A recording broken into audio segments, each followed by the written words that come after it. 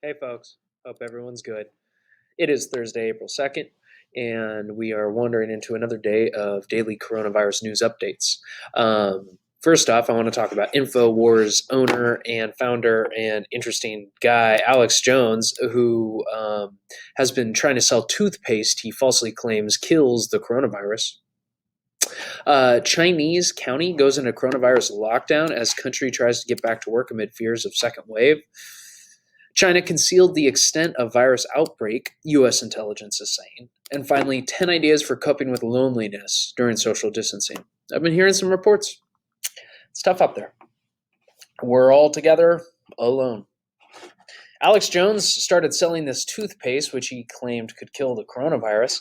The InfoWars founder claimed the product had been verified by federal officials, despite there being no known FDA approved medicine or vaccine able to prevent or treat COVID. Um, the patented nanosilver we have. Sorry. The Pentagon has come out and documented, and Homeland Security has said the stuff kills the whole SARS corona family at point blank range. Um, the Food and Drug Administration said that the silver, also known as nanosilver, can't treat any disease or condition. This has been added to a list of products the FDA and Federal Trade Commission say are being erroneously sold to prevent or treat COVID. Warning letters have been sent to companies selling these products. Shame on him. He's taking advantage of people's fears ultimately, and as a nation, there's a lot of things we're fearful of, and the idea that there could be some easy silver bullet, pun intended, like a toothpaste, is too good to be true. Be skeptical of any claims like this that sound too good to be true. Moving. He was also just arrested for driving under the influence very recently.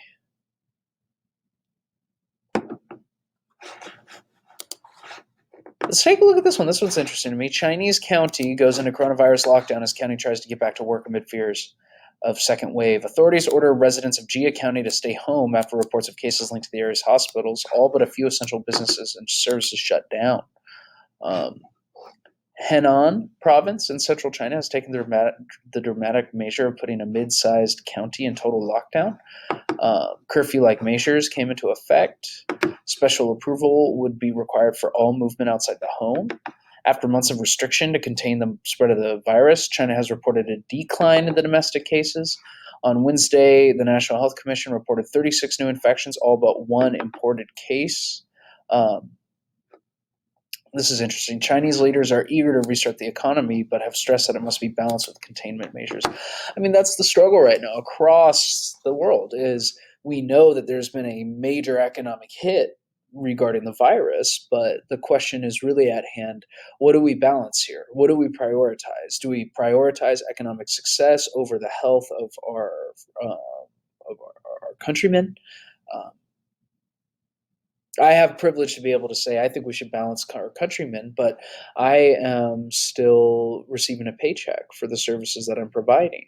Many of you guys are probably still, or you're in a situation now where your parents, their income has been compromised because of the virus, and they might be feeling, well, we only have 4 cases in our county. We should go back to work.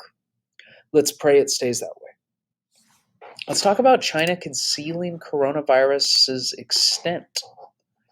China has concealed the extent of the coronavirus in its country, underreporting both total cases and deaths that suffered from the disease, the U.S. intelligence community has concluded. This report was received by the White House last week. The outbreak began in China. U.S. President Donald Trump said Wednesday that China's reported virus data appears to be on the light side, but that he hadn't received the intelligence report. The reality is that we could have been better off if China had been more forthcoming. Basically, the data that we have from China leads us to create models of the extent of the virus's spread. Based on the virus's spread within the United States, many statisticians and epidemiologists are coming to this conclusion that, wait a minute, this virus is much more transmittable and potentially deadly than we thought it was. So either the United States is completely different than how it acted in China, or China underreported those numbers. While China eventually imposed a strict lockdown, there has been considerable skepticism towards China's reported numbers, both outside and within the country. The Chinese government has repeatedly revised its methodology for counting cases, for weeks excluding people without symptoms entirely, and only on Tuesday added more than 1,500 asymptomatic cases in total. A senator from Nebraska says the claim that the U.S. has more coronavirus deaths than China is false. Without commenting on any classified information, this is painfully obvious. The Chinese Communist Party has lied, is lying, and will continue to lie about the coronavirus to protect the regime. The head immunologist associated with the State Department, Deborah Bricks, she says the medical community interpreted the Chinese data as this was serious but smaller than anyone expected, because I think probably we were missing a significant amount of the data now that what we see happening in Italy and see what has happened in Spain. So there's a lot of different people that are starting to question these numbers, and I don't think that really. I think what we take from that is this is serious enough that a country would hide the extent of its people and the effects of the coronavirus on its people, and we need to take it seriously here. Let's go lastly, 10 ideas for coping with loneliness during social distancing, because I don't know, dude, it's lonely. I miss my humans. Ultimately, I just miss my humans.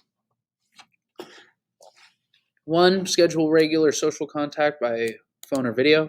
I've been liking doing Google Meets with the kids. I've been hitting up my brother, my dad, my mom, family members. Surround yourself with warmth. Curl up under a cozy blanket. Take a hot shower. Warmth mimics the sensation of physical touch. Research suggests that comfort food can be appealing. Careful there.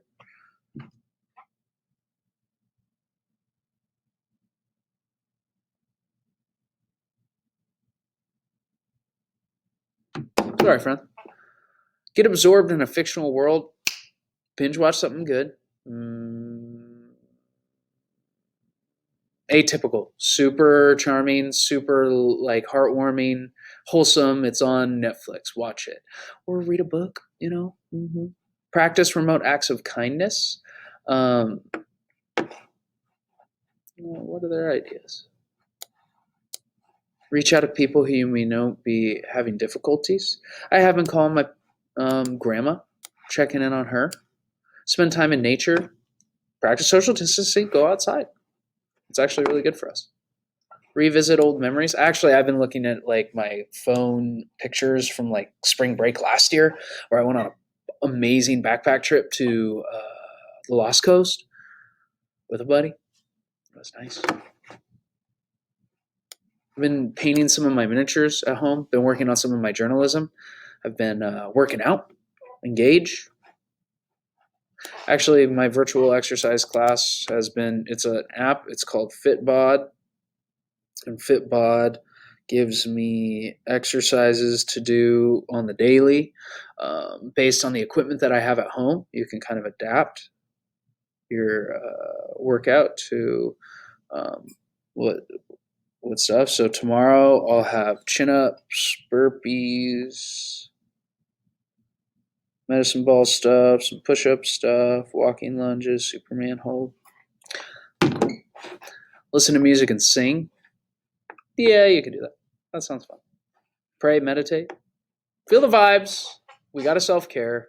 This is the situation we're in, people. So we got to figure out how to make the best of it. I've been thinking of all y'all.